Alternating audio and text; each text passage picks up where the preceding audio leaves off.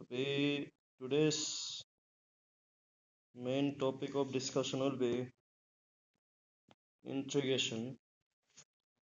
आज का जो टॉपिक ऑफ डिस्कशन होगा वो इंट्रीगल्स या फिर ना इंट्रीगल्स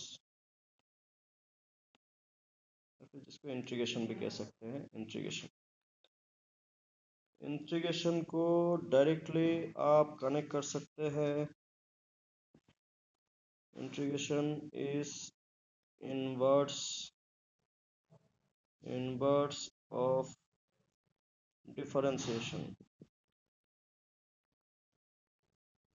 डिफरेंशिएशन डिफरेंशिएशन का मतलब होता है ब्रेक करना, ठीक है ना। किसी एक पार्ट को ब्रेक करना इनफाइनाइट नंबर्स ऑफ पार्ट में, किसी एक फंक्शन को ब्रेक करना इनफाइनाइट नंबर्स ऑफ पार्ट में। तो ब्रेक, अगर नॉर्मल तरीके से breaking a function is known as differentiation is known as differentiation, whereas integral या फिर इंट्रीगेशन मीन्स, इसको इंट्रीगेशन को समेशन भी कहते हैं।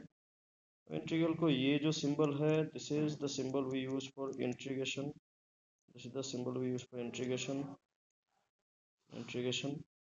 Integration summation of function.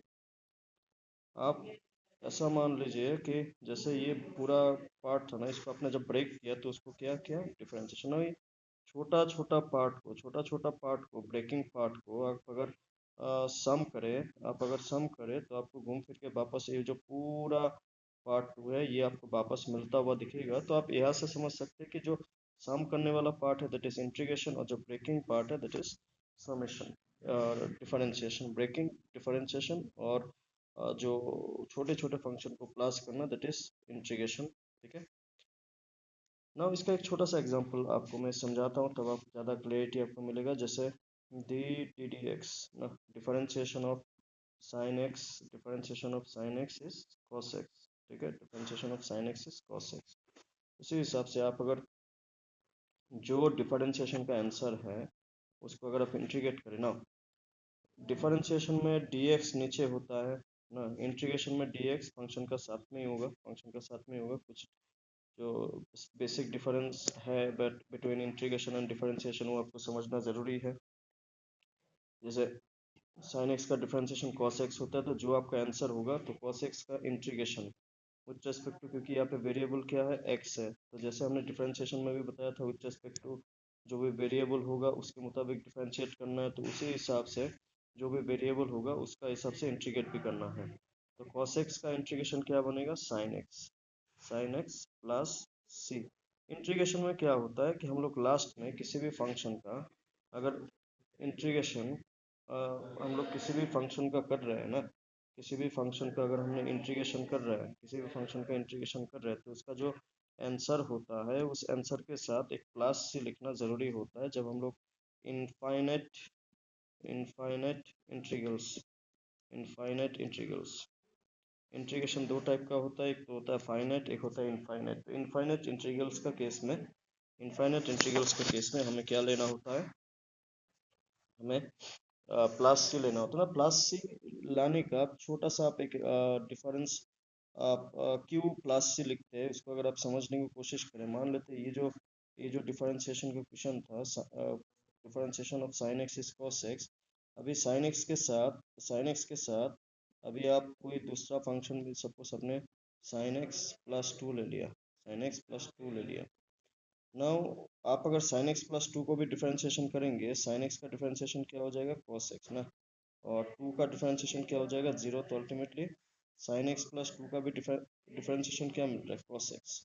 तो यहाँ से आपको एक बात समझना होगा कि साइन एक्स का डिफरेंशिएशन भी कॉस एक्स आ रहा है और साइन एक्स प्लस टू का भी डिफरेंशिएशन कॉस एक्स आ रहा है। इसका मतलब जब cos x को आप इंटीग्रेट करोगे, विथ रिस्पेक्ट टू dx, तो इसका आंसर यहाँ पे sin x है, जबकि यहाँ पे sin x प्लस टू है।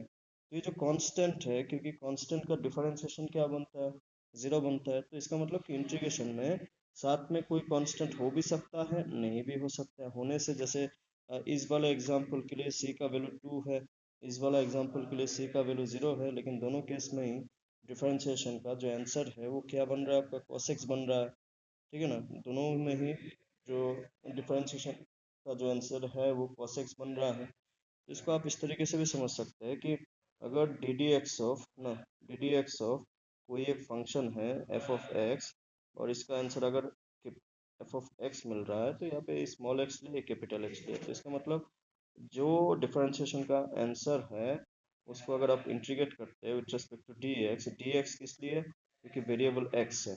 अभी जैसे यहाँ पे वेरिएबल एक्स है तो यहाँ पे डी एक्स आया, अगर यहाँ पे वेरिएबल वाई होता तो डी वाई होता, सिंपल से लॉजिक है। तो इसका आंसर आप क्या लिखेंगे, small X F of x plus C लिखेंगे। तो इंटीग्रेशन जब भी किसी भी फंक्शन का करेंगे तो उसके साथ प्लस सी लिखा जाएगा, इंटीग्रेशन प्लस सी लिखा जाएगा। ठीक है, तो ये आपको समझ के चलना है शुरू से ही ना। जितने भी डिफरेंशिएशन का फॉर्मूला थे, अगर आपको डिफरेंशिएशन का फॉर्मूला याद है तो आपको इंटीग्रेशन का फॉर्मूला भी समझने में बहुत आसान रहेगा, इंटीग्रेशन का फॉर्मूला भी समझने में बहुत आसान रहेगा, क्योंकि आपको फार्मूला तो जानना ही है। फार्मूला सब बहुत इंपॉर्टेंट हो जाता है, फार्मूला के बिना कुछ नहीं होता ना, फार्मूला के बिना कुछ नहीं होता। आप अगर देखें इंटीग्रेशन का, अगर आप फार्मूला को देखने को कोशिश करें, फार्मूला क्या क्या था बोलने से, तो सबसे पहले तो डिफरेंशिएशन में अगर आपको याद होगा डी डी एक्स ऑफ ना x to the power N, X to the power N का फॉर्मूला क्या था, N X N minus one ना, एन माइनस वन, ये डी डी एक्स में था, ये डी डी एक्स में था ना। इसी का जब आप इंटीग्रेशन का फॉर्मूला लिखते हैं, integration of X to the power N D X, X to the power D x, इसका फॉर्मूला कैसे लिखा जाता है, x N plus one by N plus one, X to the power N plus one by N plus one plus C. Example के लिए अगर मैं लिखूँ X to the power X D X ना, एक्स डी एक्स, इसके ऊपर में कितना है वन, तो क्या बनेगा X N plus one, N का वैल्यू यहाँ पे वन, तो one power one plus one by one plus one plus C ना, that means X D x क्या बनेगा, integration of X D X, X to the power of two by two plus C ना, x to the power two by two plus C, like this kind of, like this kind of, like अपने integration of D x, integration of D x क्या होता है x plus C ना। ये किस differentiation का formula से बना है, अगर आपको डिफरेंशिएशन का याद होगा, डिफरेंशिएशन का फॉर्मूला याद होगा, तो हमने एक लिखा था कि D D x of X कितना होता है वन ना, लिखा था ना D D x of x equal to one. तो जब इंटीग्रेशन ऑफ डी एक्स का, डी एक्स तो रहेगा ही, इंटीग्रेशन है तो साथ में डी एक्स हो डी वाई वो तो रहना ही है, लेकिन ये जो वन है इस डी एक्स को आप वन इंटू डी एक्स भी तो सोचें, तो वन का क्या बनता है एक्स, वन का क्या बनता है D D x of x ना, D D x of x,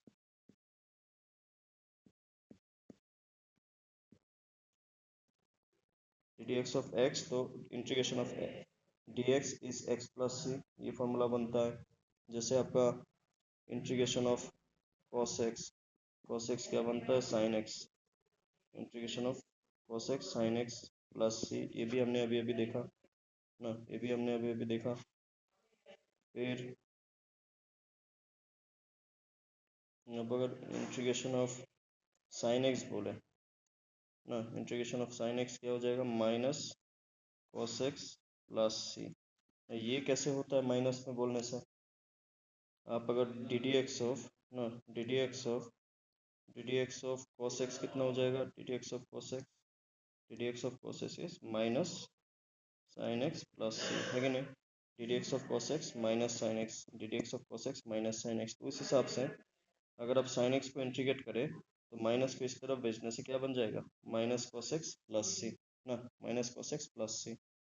फिर आप देखिए D D x of tan X, integration of tan x,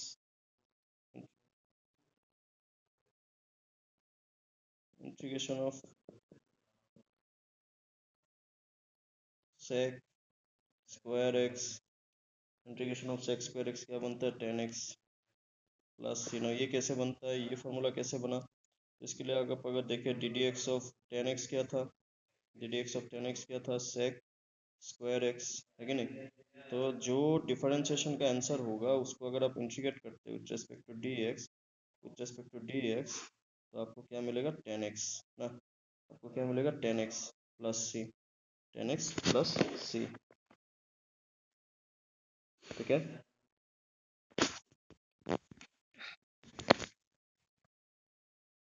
फिर अगेन अगर आप देखें,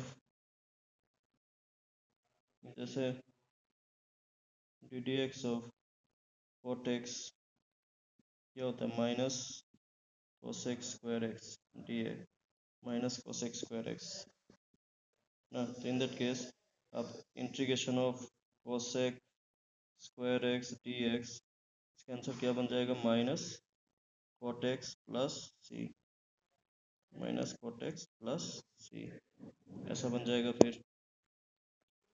फिर अगर आप देखें D D x of sec x क्या होता है, सेक एक्स टेन एक्स ना, सेक एक्स टेन एक्स। तो इसमें से इंटीग्रेशन का फॉर्मूला क्या बनेगा, integration of sec x, integration of sec x tan x D x, इसका क्या बन जाएगा, सेक एक्स प्लस सी। तो ये सिंबल है इंटीग्रेशन का। इंटीग्रेशन और डिफरेंशिएशन एक साथ चलता रहता है, तो आप अगर एक समझ जाएंगे तो बाकी भी उससे आपको समझ में आता रहेगा।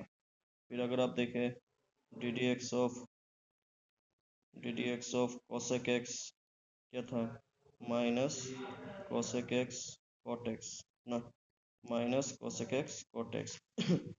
तो इसी को ही अब आप अगर इंटीग्रेशन में लिखते हैं तो integration of cosec x cot x, minus को आप अगर इस तरफ भेज देंगे तो क्या बनेगा, माइनस कोसेक एक्स प्लस सी। इस तरीके से जो डिफरेंशिएशन का फॉर्मूला है वही इंटीग्रेशन का फॉर्मूला में मिलता हुआ आपको दिखेगा। जैसे आपका D D x of sine inverse of X क्या था, sign inverse of x 1/√1 minus X square, ऐसा था 1/। तो इसी फॉर्मूले से आप ऐसा समझ लीजिए integration of D X square root of 1 minus X square अगर दिखा तो इसका क्या हो जाएगा, sine inverse of x plus C ना, sine inverse of x plus C. फिर अगर आप देख याद है आपको तो D D x of cos inverse of X क्या है, -1/1 माइनस एक्स स्क्वायर। तो इसी से अगर आप integration of minus D x by 1 minus X square दिखे तो इसको आप क्या लिख पाएंगे, cos inverse of x plus C. तो डिफरेंशिएशन का फॉर्मूला अगर आपको याद है तो इंटीग्रेशन का फॉर्मूला याद रखने में बहुत ही ज़्यादा आसान रहता है। फिर अगर आप देखें D D x of ten inverse of X क्या होता है आपका, 1/1 प्लस एक्स स्क्वायर ना, 1/1 plus x square. In that case integration of D x by 1 plus x square क्या बन जाएगा आपका, tan inverse of x plus C ना, tan inverse of x plus C. फिर आप अगर देखें, फिर अगर आप देखें तो डी डी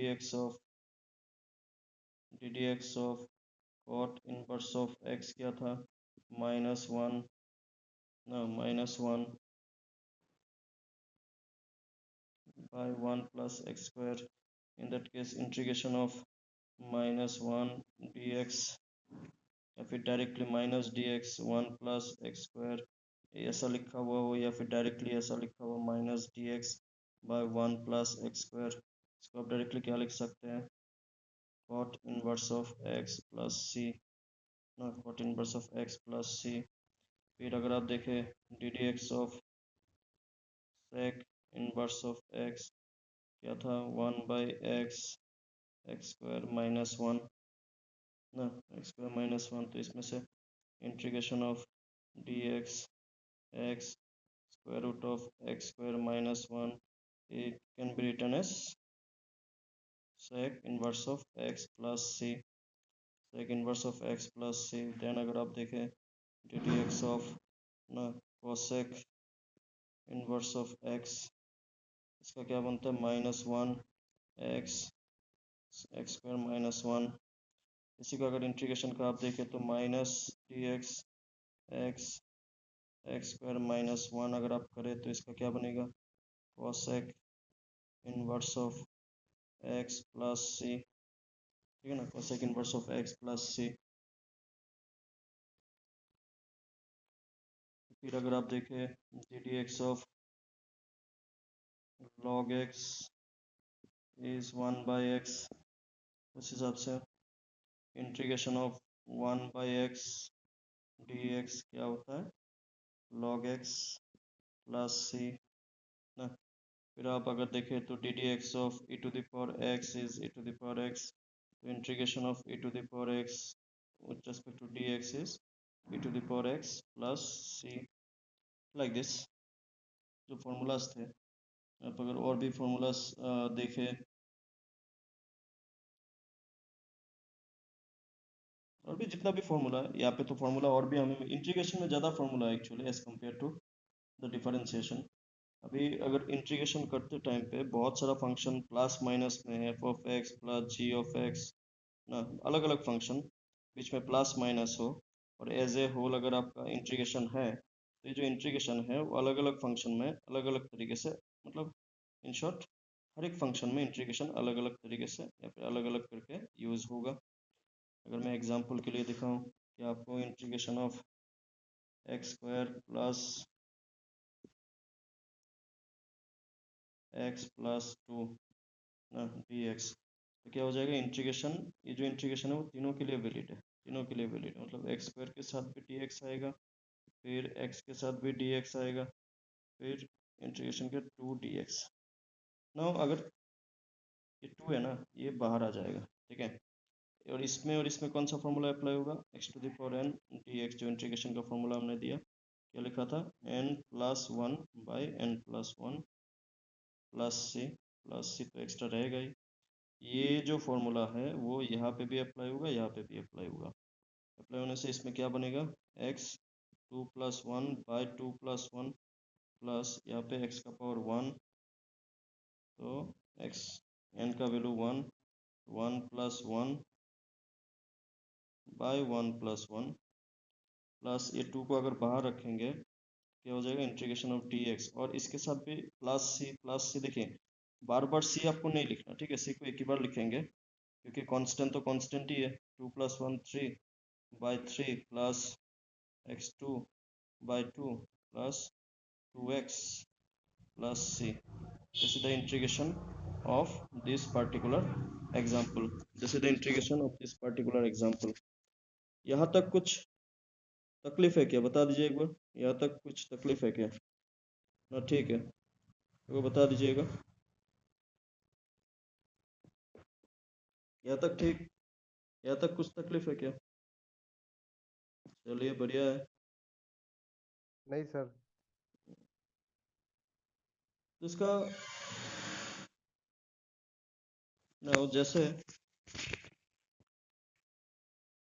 जैसे डिफरेंशिएशन में चेन रूल यूज होता है ना, ठीक वैसे ही आपको, जैसे डिफरेंशिएशन में चेन रूल यूज होता है, ठीक वैसे ही इंटीग्रेशन में भी सब्स्टिट्यूशन यूज होता है, सब्स्टिट्यूशन ना। ये सब्स्टिट्यूशन काम कैसे करता है, मैं एक दो आपको छोटा सा एग्जांपल दिखाता हूँ ताकि आप समझ पाए कि किस हिसाब से। सपोज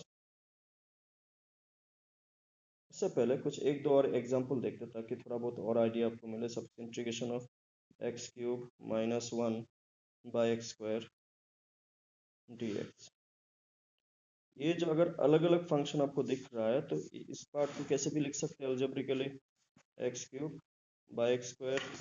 ना dx माइनस ये जो x² है वो दोनों के लिए अप्लाई होगा ना, x² ये इसके लिए भी अप्लाई होगा, x² ये इसके लिए भी अप्लाई होगा, तो क्या बनेगा फिर इन दैट केस 1/x² dx। इसमें भी अगर देखेंगे x³ को आप x² से कैंसिल करेंगे तो क्या बनेगा x dx ना, और ये जो x² है ऊपर जाने से क्या बनेगा x⁻² -2 ना, माइनस -2 dx।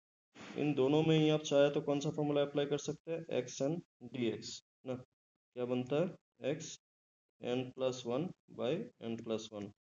इस फॉर्म जब भी x का पावर पूछो तो ये वाला फॉर्मूला आप यूज कर सकते हो। तो क्या बनेगा, x one plus one two by two minus यहाँ पे minus two plus one, that is minus one by minus one plus C ना। अगर x का पावर किसी दिन नेगेटिव हो तो, और ये जो नेगेटिव है वो इसके साथ क्या बन जाएगा, पॉजिटिव ना। तो x square by two plus, और x का पावर माइनस वन तो ये कहाँ पे आ जाएगा, नीचे, one by x plus C. तो ये बन जाएगा इसका इंटीग्रेशन का वैल्यू, इसका इंटीग्रेशन का वैल्यू, ठीक है।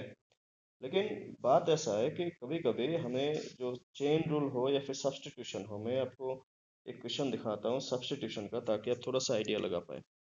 अगर मैं एक क्वेश्चन लिखता हूँ, integration of cos 2x dx, तो आप इसको सब्स्टिट्यूशन से समझे या फिर आप ऐसा समझ ले कि integration of cos mx dx। जैसे अगर आपको याद होगा कि डी डी डिफरेंशिएशन में अगर cos 2x होता ना, डिफरेंशिएशन में cos 2x होता तो cos का तो डिफरेंशिएशन आप करते ही, that is minus sine 2x ना, माइनस साइन 2x। और जो कांस्टेंट, क्योंकि चेन रूल में हमने क्या बताया था कि सिर्फ x होना चाहिए, x के साथ कोई दूसरा अगर नंबर या फिर कुछ होता है तो उसको वापस क्या करना चाहिए, डिफरेंशिएशन करना चाहिए। तो यहाँ पे 2x है, तो 2x को आपको वापस डिफरेंशिएशन करना होता है according to the chain rule, अगर आपको याद होगा। इंटीग्रेशन में हम लोग ठीक वैसे ही करते हैं, बट द थिंग इज जो नंबर, जो x के साथ नंबर अगर होता है वो नंबर डिवाइड फॉर्म में आ जाता है, इस तरीके से आ जाता है। और इसका sign M x plus C, ये तो फॉर्मूला बन जाता है इंटीग्रेशन का। इन शॉर्ट, कॉस का साइन होता है, आपको तो ये मालूम ही है। एम एक्स में, एम एक्स मतलब एम एक नंबर है ना, एम एक नंबर है। अगर इंटीग्रेशन में कोई नंबर होता है तो नंबर डिवाइड फॉर्म में आ जाता है। अगर मैं इसका डायरेक्ट आंसर लिखूं तो आप बोलेंगे आंसर क्या होगा, तो ये जो x के साथ 2 है तो ये डिनोमिनेटर में आ जाएगा, और cos का क्या बनता है, साइन, साथ में 2x प्लस सी। तो ये थोड़ी देर पहले हमने लिखा भी है ना। ये आंसर कैसे आया, ये आता है सब्स्टिट्यूशन मेथड से ना। यहाँ पे सब्स्टिट्यूशन मेथड एक बहुत ही इंपॉर्टेंट मेथड होता है, या फिर हम ऐसे कह सकते हैं कि सब्स्टिट्यूशन मेथड एक बहुत इंपॉर्टेंट मेथड है डिफर इंटीग्रेशन का। क्योंकि आप डिफरेंशिएशन में जैसे चेन रूल बार बार यूज होता है, यूज होता हुआ दिखता है, उसी हिसाब से जो इंटीग्रेशन में सब्स्टिट्यूशन बहुत बार यूज होता हुआ आपको दिखता है। सब्स्टिट्यूशन है क्या, इसी क्वेश्चन से अगर सिंपल क्वेश्चन से समझे, मैंने लिखा था cos 2x इक्वल टू कितना, रेस्पेक्ट टू dx। नाउ आपको cos का फॉर्मूला है cos x, जिसका आंसर होता है sin x, सही बात है। तो आपको क्या करना है, जो हमें एक्स्ट्रा पार्ट दिख रहा है, जैसे यहाँ पे आपको क्या दिख रहा है, 2x ना, यहाँ पे आपको क्या दिख रहा है, 2x। तो आपको 2x को क्या करना है, सब्स्टिट्यूट करना है। सब्स्टिट्यूट का मतलब ही होता है कि किसी एक को किसी दूसरे का वैल्यू से रिप्लेस करना, सब्स्टिट्यूट। सब्स्टिट्यूट, अगर आप 2x को ही क्यों सब्स्टिट्यूट कर रहे हैं, क्योंकि cos के साथ अकेला वेरिएबल होना चाहिए ना, अकेला वेरिएबल होना चाहिए। लेकिन यहाँ पे अकेला वेरिएबल नहीं है, इसके साथ टू भी है। तो जो टू है और जो वेरिएबल है, इसको अगर हमने सपोज टी मान लिया, ठीक है, टी मान लिया। इंटीग्रेशन का बेसिक लॉजिक क्या है, अगर वेरिएबल x है तो dx होना चाहिए ना, वेरिएबल x है तो dx होना चाहिए ना। अगर वेरिएबल x को ही आप t से सब्स्टिट्यूट कर देते हैं, तो ये जो dx को भी किस में सब्स्टिट्यूट करना होगा, उस हिसाब से dt में सब्स्टिट्यूट करना होगा ना, dt में सब्स्टिट्यूट करना होगा ना। यहाँ पे सब्स्टिट्यूट काम कैसे करता है, देखिए, अभी अगर आप दोनों तरफ डिफरेंशिएशन करें ना, दोनों तरफ अगर आप डिफरेंशिएशन करें, दोनों तरफ आप अगर डिफरेंशिएशन करें, तो इस तरफ डिफरेंशिएशन, ये टू तो कांस्टेंट है, ये बाहर आ जाएगा। x का डिफरेंशिएशन कितना है, वन, तो क्या बचेगा, टू। और इस तरफ क्या बन रहा है, dt बाई dx ना, dt बाई dx।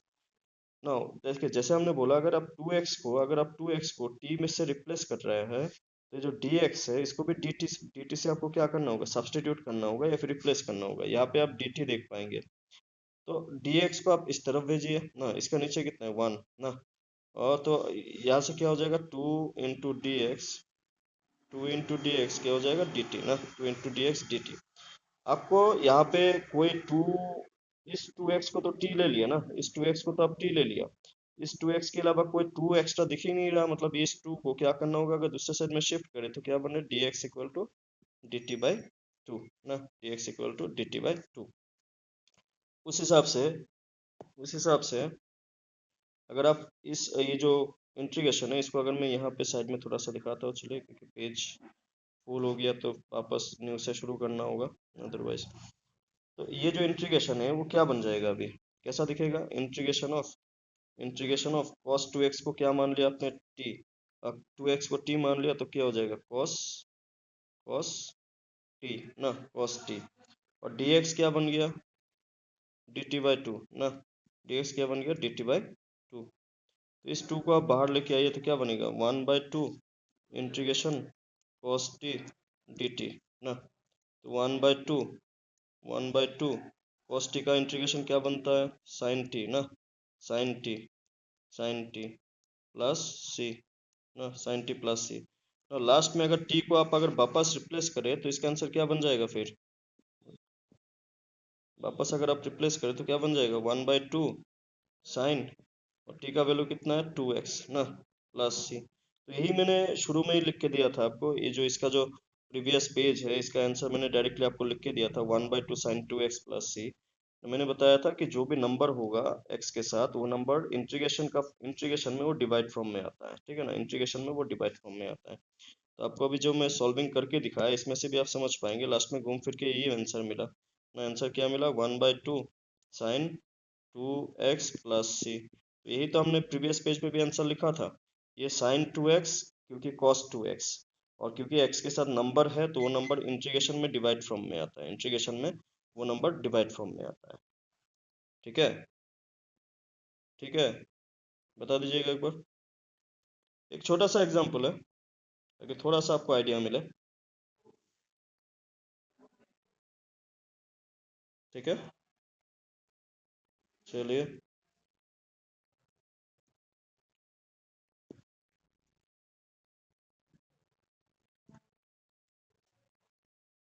आपको मैं अगर एक क्वेश्चन दूँ, आप इसका आंसर बताइए तो चलिए, अगर हो जाता है तो बढ़िया है। फिर integration of cosec x plus cot x साथ में dx, इसका आंसर क्या बनेगा, ये जो cos है दोनों के साथ मल्टीप्लाई होगा तो क्या बन जाएगा, cosec cosec into cosec cosec square x साथ में dx plus cosec x into cot x cosec x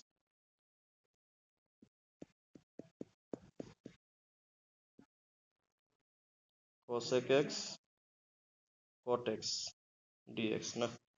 cosec x किसका डिफरेंशिएशन था, माइनस cot x का ना, माइनस cot x का। तो in that case cosec square का इंटीग्रेशन क्या बनेगा, माइनस cot x। आपको ऐसे सोचना है ये किसका डिफरेंशिएशन था, ऐसे सोचना है जैसे कि cosec x cot x किसका डिफरेंशिएशन था, cosec x का minus cosec x plus c। इस तरीके से अगर आपको डिफरेंशिएशन का फॉर्मूला याद हो ना तो इसको समझने में उतना दिक्कत नहीं आता। ठीक है, अगर आपको एक क्वेश्चन और दिखाऊं, सपोज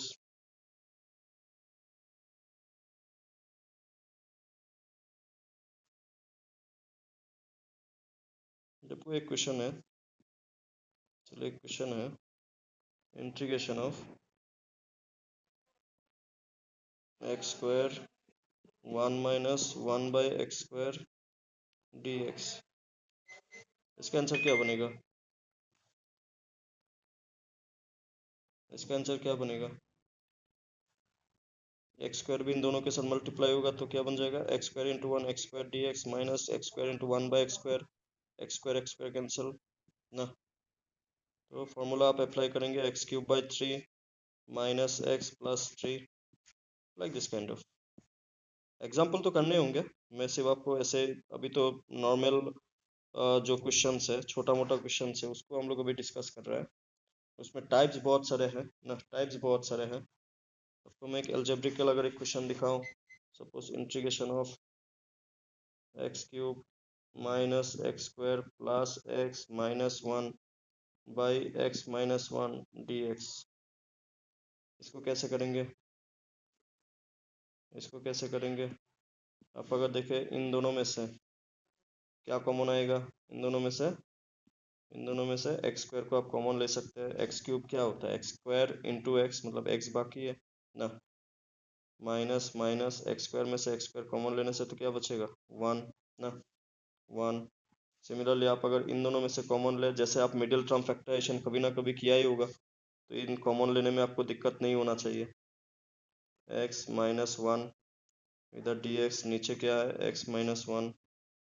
तो ये ब्रैकेट और ये ब्रैकेट को वापस अगर आप कॉमन ले तो क्या बनेगा? एक्स माइनस वन, साथ में कौन रहेगा? इधर से एक्स स्क्वायर और इधर से प्लस वन, नीचे x minus one d x. तो एक्स माइनस वन कैंसिल, तो integration of x square plus one ना डी एक्स।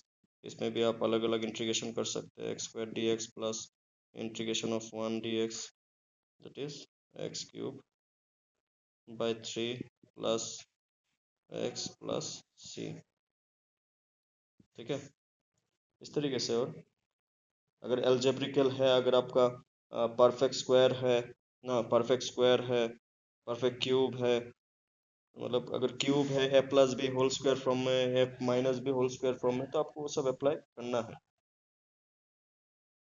अगर मैं आपको एक क्वेश्चन और दिखाऊं, नॉर्मल क्वेश्चन में अभी पहले दिखा रहा हूँ, उसके बाद मेथड ऑफ इंटीग्रेशन में जाएंगे कि क्या क्या अलग अलग टाइप का मेथड हमें सीखने को। Root x three x square plus two x plus three d x, इसको कैसे करेंगे? आपको ये समझना है, जो रूट है, रूट का मतलब होता है पावर वन बाई टू ना। ये क्या होगा? हर किसी के साथ मल्टीप्लाई होगा। Three x square d x plus integration of x one by two into two x D x, two x D x plus three, बाहर integration of x one by two D x, इस तरीके से। Now, ये three तो चलिए बाहर आ जाएगा, ये पावर हाफ, ये पावर टू, बीच में मल्टीप्लाई है, क्या होगा? प्लस होगा। हाफ और टू को प्लस करेंगे तो आपको मिलेगा five by to, five by two D x plus, ये टू को अगर बाहर लिखेंगे टू, हाफ प्लस वन क्या बन जाएगा? Three by two. Half plus one क्या बन जाएगा? Three by two D x plus three x one by two D x. हर किसी में अगर आप देखिए, जब भी पावर होता है, पावर का formula x to the power n, जो हमने फॉर्मूला लिखा था, क्या लिखा था फॉर्मूला को? Integration of x n D x is given by x N plus one by n plus one. तो ये फॉर्मूला इन तीनों में अप्लाई होगा, नंबर चाहे कुछ भी हो। तो three into x to the power five by two plus one by five by two plus one, then two into x to the power three by two plus one by three by two plus one ना, three by two plus one, then इसका क्या बन जाएगा? Three x to the power one by two plus one by one by two plus one plus C. और सी को एक ही बार लगाए, बार बार integration है तब भी अब ऐसा नहीं कि सी को बार बार लगाते जाए। यहाँ पे आपको एक बात ध्यान में रखना होगा कि one plus one by to three by to होता है, three by two plus one five by to होता है, और five by two plus one seven by to होता है। आप अगर एलसीएम लेके नॉर्मली कैलकुलेट करें तो आपको क्या मिलता रहेगा? Next three into x to the power seven by two by seven by two plus two into, इसका प्रीवियस पेज आप देख के डिसाइड कर सकते हैं। यहाँ पे वो three by two plus one मतलब फाइव बाई टू ना, x to the power five by two by five by two plus, और इसका नेक्स्ट ये,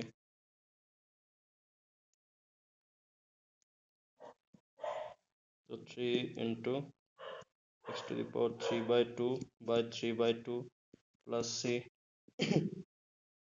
इसमें अगर आपको रूल याद होगा, ये टू ऊपर चला जाएगा ना, ये टू ऊपर चला जाएगा, ये टू ऊपर चला जाएगा, तो अल्टीमेटली क्या बनता हुआ दिखेगा? Three into two by seven x to the power seven by two plus two into two by five x to the power five by two plus three into two by three x to the power three by two plus C. तो अभी multiply होने से multiply कर दीजिए, नहीं तो cancel होने से कैंसिल कर दीजिए। फाइनल आंसर क्या हो जाएगा?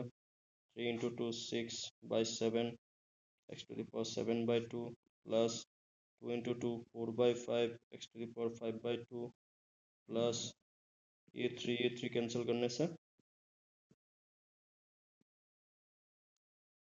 2 x⁴ 3/2 plus c. This will be the final answer. ठीक है, this will be the final answer for this question. This is the basic type of question जो अभी तक हमने डिस्कस किया, बेसिक कैलकुलेशन है, ठीक है ना, बेसिक कैलकुलेशन। जो मेथड है, एक छोटा सा एग्जांपल आपको हमने सब्स्टिट्यूशन का दिखाया। तो मेन जो पहला मेथड ऑफ इंटीग्रेशन का अगर आप मेथड देखें तो 3 टाइप का मेथड आपको मिलेगा। अगर आप मुझसे पूछे कि मेथड ऑफ इंटीग्रेशन ना, मेथड ऑफ इंटीग्रेशन तो आपको 3 टाइप का मिलेगा। सबसे पहला बाय सब्स्टिट्यूशन, ठीक है, बाय सब्स्टिट्यूशन। दूसरा है integration using partial fractions, partial fractions. और तीसरा है इंटीग्रेशन बाय पार्ट्स। तो मेनली 3 टाइप का आपको इंटीग्रेशन टाइप्स देखने को मिलेगा। तो 1 बाय 1 हम लोग हर एक को डिस्कस करेंगे, ठीक है, 1 बाय 1 हम लोग हर एक को डिस्कस करेंगे। सबसे जो इम्पोर्टेंट है दैट इज सब्स्टिट्यूशन। आपको सब्स्टिट्यूशन समझ नहीं है। सब्स्टिट्यूशन मेथड में क्या होता है कि आपको जो भी क्वेश्चन होगा ना, जो भी क्वेश्चन होगा उसमें किसी एक पार्ट का डिफरेंशिएशन ना, किसी एक पार्ट का डिफरेंशिएशन उसी क्वेश्चन में प्रेजेंट होता हुआ दिखेगा। क्या मतलब इसका?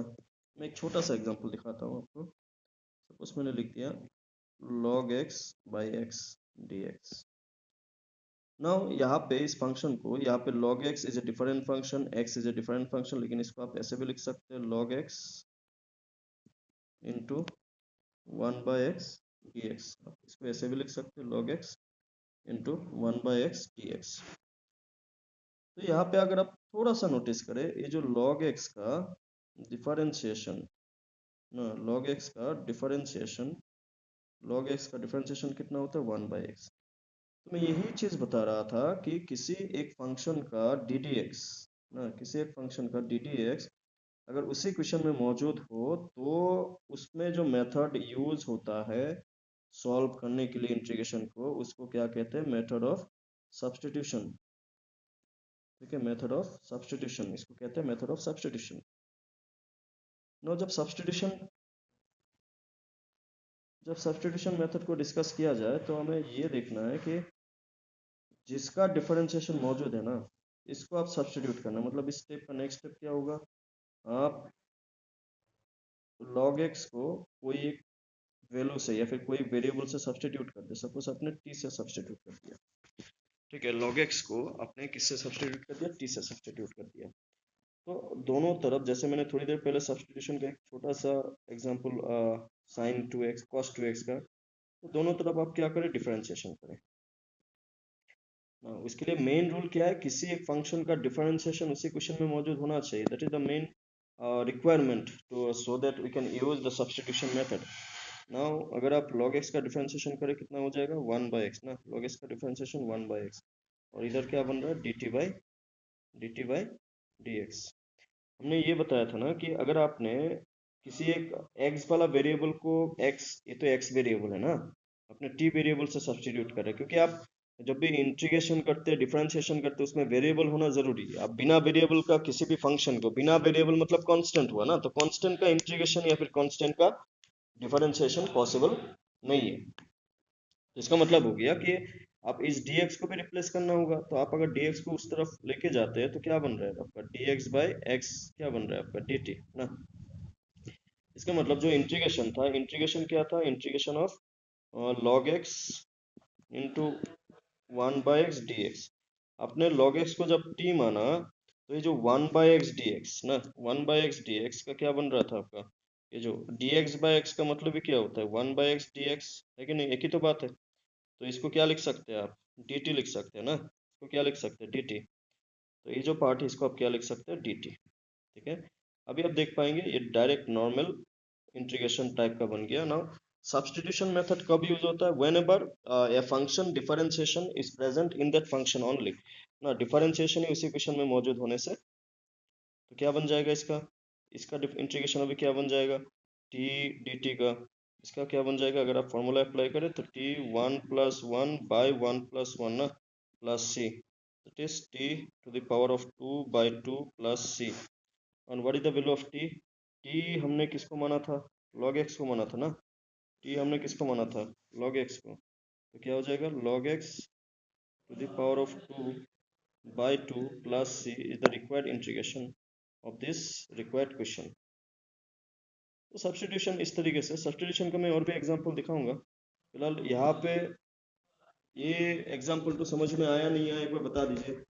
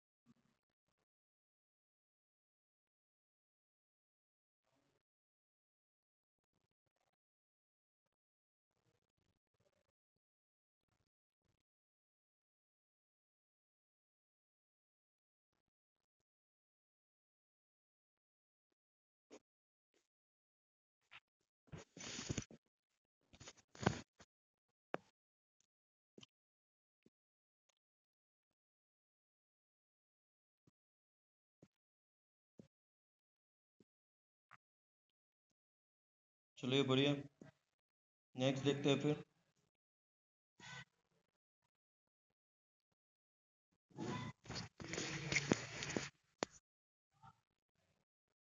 सपोज एक एग्जांपल और देखते हैं, integration of twice x sine x² + 1 dx।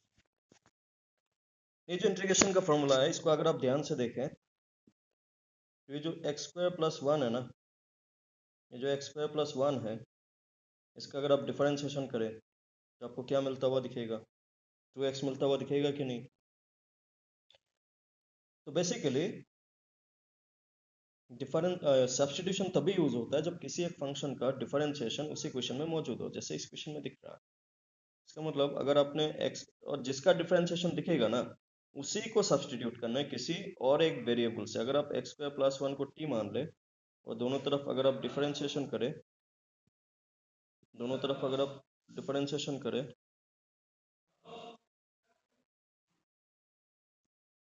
तो इसका क्या बनेगा, x² का 2x ना, 1 का 0, इस तरफ dt/dx। आप देखेंगे अगर इसको आप कोई और एक वेरिएबल से रिप्रेजेंट करते हैं, या फिर dx को भी रिप्लेस करना होगा, जितने भी x रिलेटेड पार्ट है सबको रिप्लेस करना होगा ना। इसको t मानने के अलावा ना, इसको t मानने के अलावा अगर आप देखें ये बाकी है और ये बाकी है, twice x into d x. तो इस dx को अगर आप इस तरीके से लेके जाते हैं तो ट्वाइस एक्स के साथ क्या मल्टीप्लाई होगा, dx ना, और इसका वैल्यू क्या हो जाएगा, dt। ट्वाइस एक्स dx क्या हो जाएगा, dt। तो इसका मतलब ये जो इंटीग्रेशन है उसका क्या बनेगा फाइनली, फाइनली क्या बनेगा, ये जो साइन x² + 1 को क्या मान लिया हमने, t ना, t। then this twice x dx can be replaced as dt, right। तो sin t dt, what will be the integration of sin t dt, minus cos t, formula बताया था हमने, cos t plus c, it is minus cos, what is the value of t, what is the value of t, x square plus one ना, x square plus one plus C. This will be the integration for this question. This will be the integration for this question. तो basically substitution उसी question में use होता है जहां पे किसी एक फंक्शन का जो डिफरेंशिएशन है वो उसी क्वेश्चन में मौजूद होना चाहिए. That is the main requirement.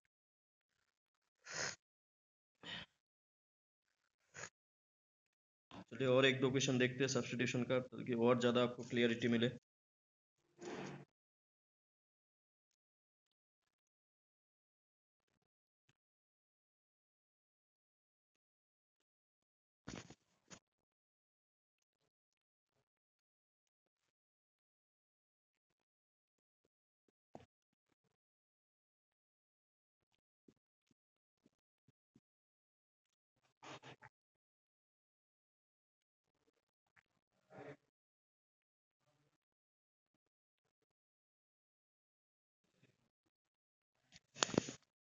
ना ये क्वेश्चन देखते हैं. साइन फिर bracket tan inverse of x by one plus x square whole into whole d x. इस फंक्शन का इंटीग्रेशन क्या होगा. नाउ जब भी आपको क्वेश्चन मिले एक बार सब्स्टिट्यूशन को जरूर देख लेना. अगर आप इसको ठीक से नोटिस करें, ये जो टेन इनवर्स ऑफ एक्स है आपको ये समझ आना चाहिए कि D D x of ten inverse of X क्या होता है. One by one plus x square, one by one plus x square है कि नहीं. दैट मीन्स आपको इस क्वेश्चन में टेन इनवर्स ऑफ एक्स भी दिख रहा है और नीचे ये जो नीचे लिखा हुआ होना मतलब क्या होता है, one by one plus x square definitely. ठीक है ना. इसको अगर आप आए तो अगर आप किसी तरह टेन इनवर्स ऑफ एक्स को अगर आप टी ले लेते हैं तो दोनों तरफ अगर आप डिफरेंशिएशन करते हैं tan inverse of x equal to d t by d x, तो इसका क्या हो जाएगा, one by one plus x square और डी एक्स को इस तरफ भेजेंगे तो into d x equal to d t ना. अभी जो फंक्शन है जिसको इंटीग्रेट करना है इसको अगर आप वापस लिखते हैं तो क्या बन रहा है, साइन. ये जो टेन इनवर्स ऑफ एक्स को हमने क्या मान लिया था, टी ना. तो बाकी जो पार्ट बचा हुआ था क्या, टेन इन डी एक्स बाई ये जो d x by one plus x square, d x by one plus x square को किससे रिप्लेस करेंगे, डी टी. तो again minus cos t plus C, last में टी को रिप्लेस कर देना है आपको. जैसे कि यहाँ पे tan inverse of x, tan inverse of x plus C. So this is the way to do substitution question.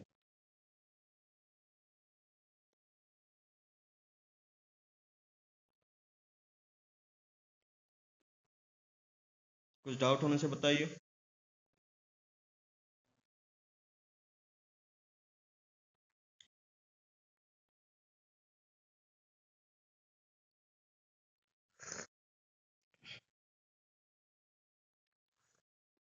चलिए बढ़िया.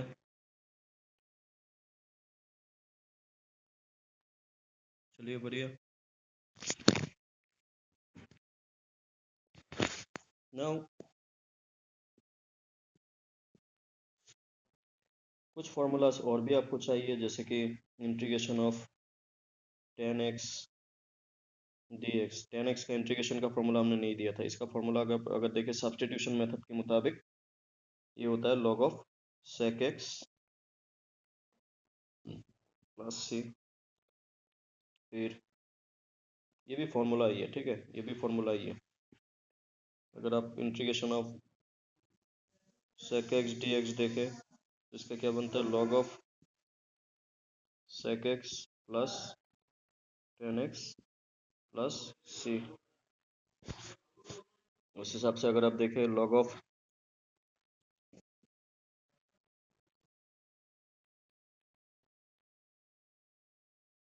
integration of cosec x dx, it is given by log of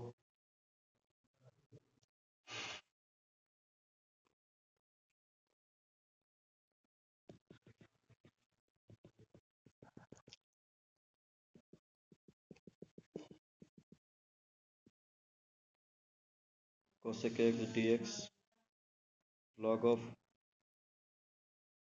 cosec x minus cot x plus, ये तीनों formula जो substitution method है उसको use करके बनाया गया। कैसे आया बोलने से, अब डायरेक्ट ये जो 10x है, अगर मैं इनमें से एक दिखाओ 10x को आप क्या लिख सकते हैं, sine x by cos x लिख सकते हैं ना। तो आप अगर कोस एक्स को टी ले लेते हैं, कोस एक्स को टी ले लेने से, टी ले लेने से minus sine x D x क्या हो जाएगा डी टी। इसका मतलब integration of sine x D x को क्या लिखेंगे, minus d t by t, minus बाहर d t by t, integration of 1/t log t, तो minus log cos x, minus को अंदर में डालेंगे तो लॉग ऑफ 1/cos एक्स, और ये होता है log of sec x plus है। तो बेसिकली ये जो पूरा तीनों फॉर्मूला अभी अभी हमने लिखा, that is by using substitution method, by using substitution method.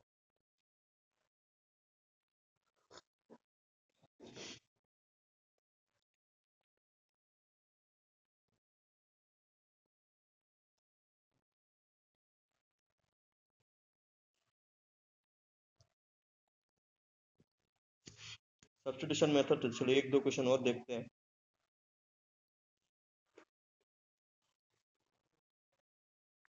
Integration of 1/x minus root over x, अगर आप इसमें से देखें तो आप क्या कॉमन ले सकते हैं, रूट ओवर एक्स को कॉमन ले सकते हैं, तो क्या बनेगा रूट ओवर एक्स माइनस 1।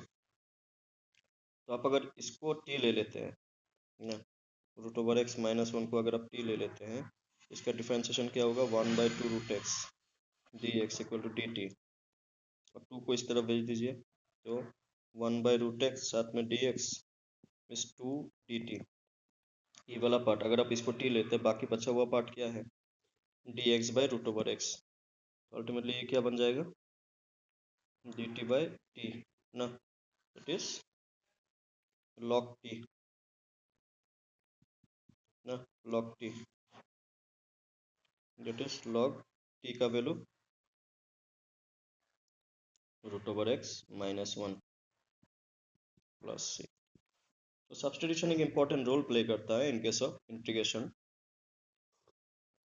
जैसे डिफरेंशिएशन में चेन रूल यूज होता था बार बार, वैसे इंटीग्रेशन में कहीं ना कहीं सब्स्टिट्यूशन मेथड बार बार यूज होता हुआ आपको दिखेगा।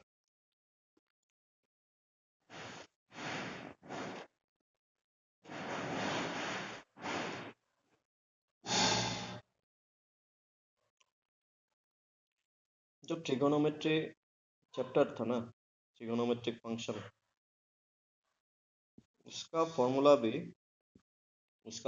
यूज करके भी बहुत सारा इंटीग्रेशन किया जाता है। इंटीग्रेशन में आपको ना दो फंक्शन अगर मल्टीप्लाई फॉर्म में है तो उसका इंटीग्रेशन कैसे होगा, उसके लिए कोई फॉर्मूला है नहीं बेसिकली। अगर हम लोग मेन उसमें देखें, जैसे कि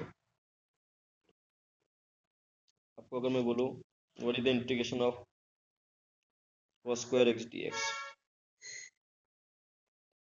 cos स्क्वायर एक्स का कोई डायरेक्ट फॉर्मूला है नहीं, लेकिन अगर जिसको आपको ये वाला फॉर्मूला अगर याद होगा 1 plus cos 2x equal to 2 cos square x, आपको बहुत सारा फंक्शन मल्टीप्लाई फॉर्म में होने से या फिर जिसका इंटीग्रेशन मालूम नहीं है, तो उसको हमें मॉडिफाई करना, कहीं ना कहीं मॉडिफाई करना जरूरी बन जाता है। ठीक है, मॉडिफाई करना,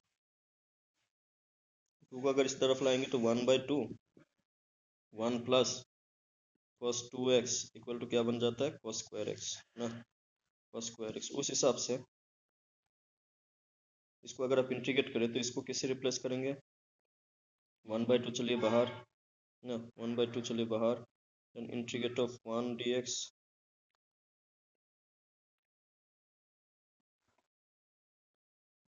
plus integration of cos 2x dx ना।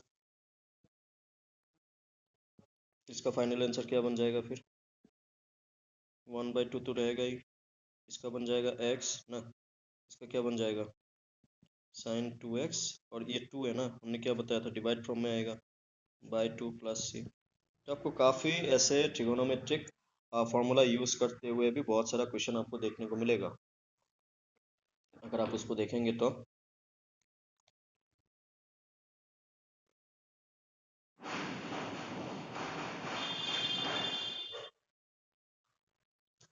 ये कुछ बेसिक आज का क्लास में हमने डिस्कस किया, इसको कंटिन्यू रखेंगे हम लोग, ठीक है। आज का क्लास यही तक ही होगा। यहाँ तक कुछ डाउट है?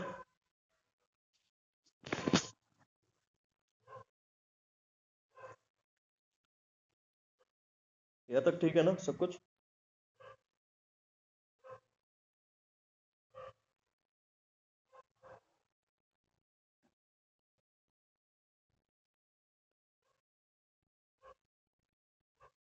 चलिए नेक्स्ट क्लास में मिलते हैं फिर। सेम इसका जो और भी बहुत सारा मेथड है एक्चुअली ट्रिगोनोमेट्री में, एक दिन में खत्म करना पॉसिबल नहीं है। चलिए मिलते हैं नेक्स्ट क्लास में।